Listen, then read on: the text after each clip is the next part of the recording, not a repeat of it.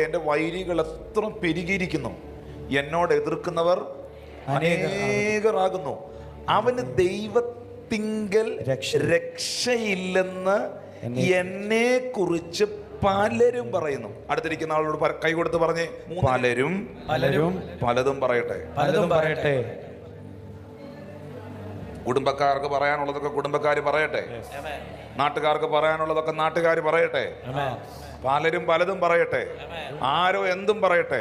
പക്ഷെ നീ പറയേണ്ടത് മൂന്നാമത്തെ വാക്യമാണ്. നീ പറയേണ്ടത്, നീ യഹോവേ എനിക്ക് ചുറ്റും പരിചയം, എന്റെ മഹത്വവും എന്റെ തല ഉയർത്തുന്നവനുമാകും. രക്ഷപ്പെടുകയില്ലെന്നും സൗഖ്യമാക്കുകയില്ലെന്നും ഒക്കെ പറയാൻ ഇവിടെ ആളുകളുണ്ട്.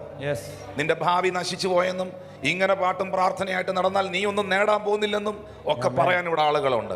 പക്ഷെ അവരല്ല നിന്റെ ഭാവി തീരുമാനിക്കുന്നത്.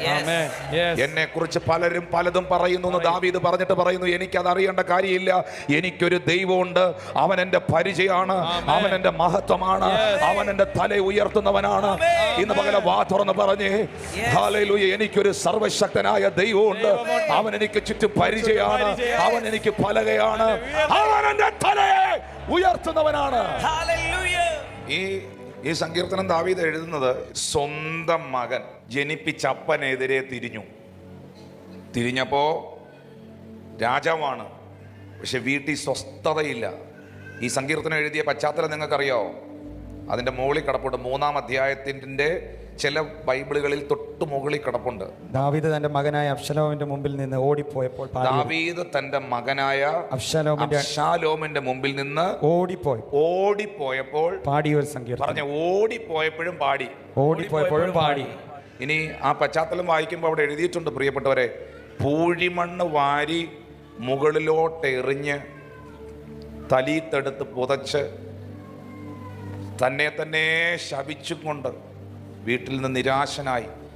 ഇത് ഈ പുറത്തുനിന്നുള്ള പീഡനങ്ങൾ, പുറത്തുനിന്നുള്ള അറ്റാക്കുകളൊക്കെ നമുക്ക് ഓക്കെ, അകത്ത് സേഫ് ആണെങ്കിൽ, നീ നിന്റെ ഭർത്താവും ഭാര്യയും മക്കളും കുടുംബവും ഓക്കെ ആണെങ്കിൽ പുറത്ത് നീ എന്നാക്കെ ഉണ്ടായാലും നിന്നെ ബാധിക്കുകയില്ല.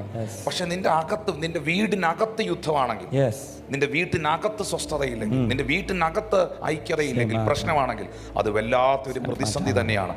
അങ്ങനെ ആരെങ്കിലും കടന്നു പോകുന്നെങ്കിൽ അവരോട് കർത്താവ് പറയുന്നു, നിനക്ക് ചുറ്റും പരിചയമായ, നിന്റെ മഹത്വമായ, നിന്റെ തല ഉയർത്തുന്നവനായ ഒരു കർത്താവ് നിനക്ക് വേണ്ടി ജീവിക്കുന്നുണ്ട്.